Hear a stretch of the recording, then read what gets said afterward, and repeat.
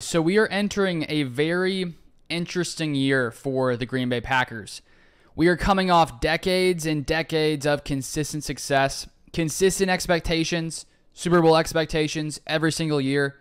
That's what happens when you have a guy like Brett Favre, a guy like Aaron Rodgers, two guys who will go down as some of the great quarterbacks in NFL history. And so with the new guy taking over, there's no wonder why there's such a uncertainty as to what should our expectations be. Because once you've had a quarterback who's played a little while, who's maybe started a couple seasons, you enter the season with an idea of what this guy has to offer, of the kind of play you're likely going to get. You sort of know the range of outcomes. With Aaron Rodgers, you knew that you're getting elite quarterback play. You knew that you're getting a guy who could go out there and make it happen for you pretty much at any point during the game. And that's what the Packers have had since 2008. And now for the first time in 15 years, we do not have that. And so with Love still not really, having any much experience in real games, we enter this year with uncertainty. And so because of that, that's why there's no expectation, I think, for the Packers to really be a legit playoff team.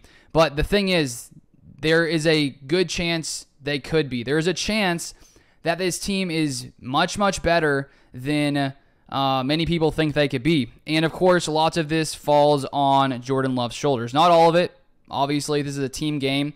You need guys, you need receivers doing what they need to do. You need the defense doing what they need to do. Because we saw in Aaron Rodgers' first year back in 2008, the Packers went 6-10, but it wasn't because the offense was struggling. It was because the defense, it was a 22nd ranked scoring defense in the NFL. But Rodgers was leading the 5th best scoring offense in the NFL in his first season. So the fact that Rodgers couldn't get the Packers to the playoffs in year one wasn't really his fault. It was partly, I'd say mainly the defense's fault.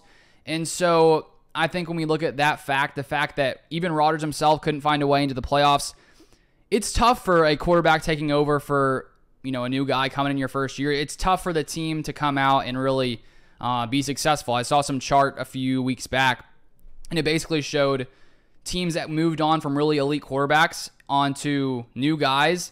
And most of those guys didn't even have a better than 500 record. And there are some somewhat solid quarterbacks on that list.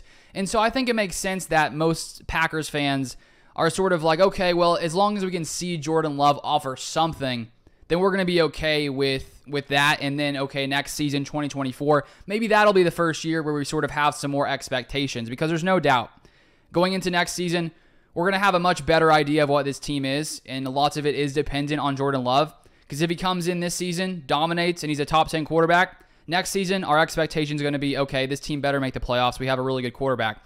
Or if it's on the other hand, let's say Jordan Love comes in, he's a bottom 10 quarterback, and let's say next season the Packers rock with him again in the hopes of him improving, then you say, okay, this is probably not going to be a very good team. And so next season we're definitely going to have a better idea entering the season as to what this Packers team is.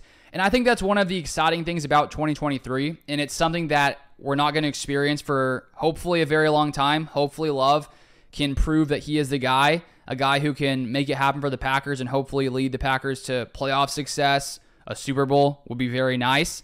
And if that is the case, then we won't have to wait around for another new quarterback for another long while. And so I think that's what makes this season so exciting, because there's just, we don't really know what this team is going to be.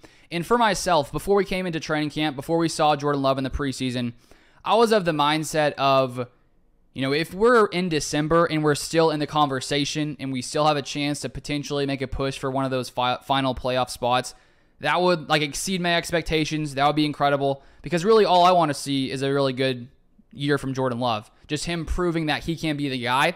And then from that point on in the future, the Packers can try to take steps forward. But I was, going to be fine with that if they could just sort of be in the conversation.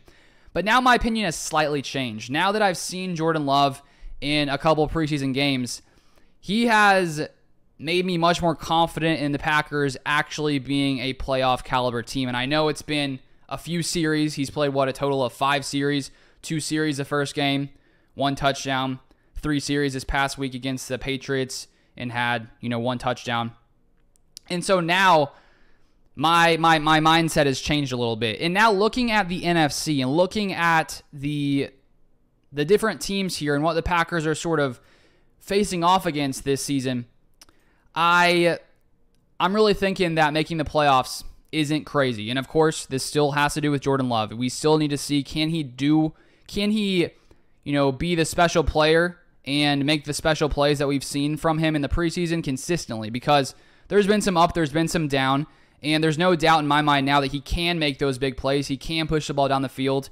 He can sit there comfortable in the pocket, going through his reads, not getting really worried back there. He can scramble. We know what he can do. The question is, can he do it consistently? And that is really going to be what decides the Packers' playoff fate if they do make the playoffs. But if we look back to last season and we look at the 7 playoff teams, we had the Eagles 14-3, the 49ers 13-4, the Vikings 13-4, the Buccaneers 8-9, the Cowboys 12-5, the Giants 9-7-1, the Seahawks at 9-8. So for the Packers to make the playoffs this year, just looking at last year, they need to at least win 9 games, which I think is definitely doable. You look at this team last year, we won 8 games overall with a injured Aaron Rodgers, fractured thumb, some unproven receivers here who are still getting the hang of things in Christian Watson and Romeo Doubs. And things did not go according to plan. The defense did not play as good as I thought they would be.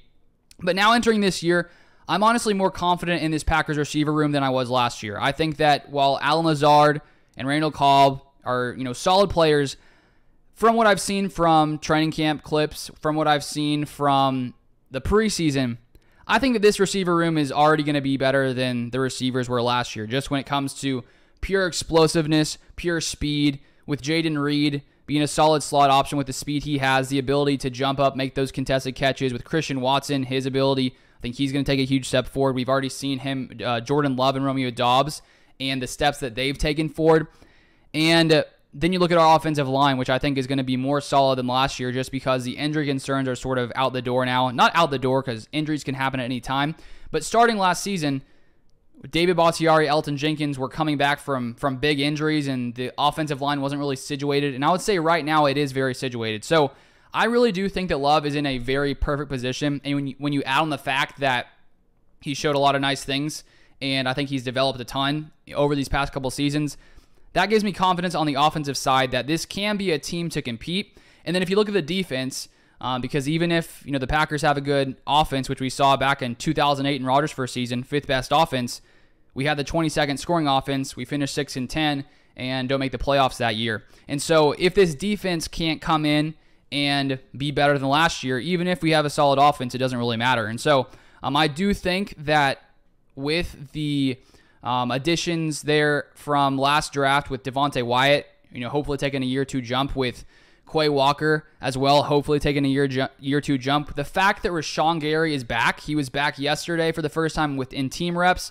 I was honestly surprised to see him back that quickly. I thought that it would take longer, but luckily it looks like he is progressing in the right direction. And the fact that he's already playing in those, in those team reps the past 2 days, and the fact that he made some nice plays from different beat reporters that I saw today, it seems to me like he's going to play week 1, which is huge for this Packers team because with Rashawn Gary, we had the 2nd highest pressure percentage in the NFL last season. Once he went down, we were like 28th. So there's no doubt Rashawn Gary probably the most important piece on this Packers defense.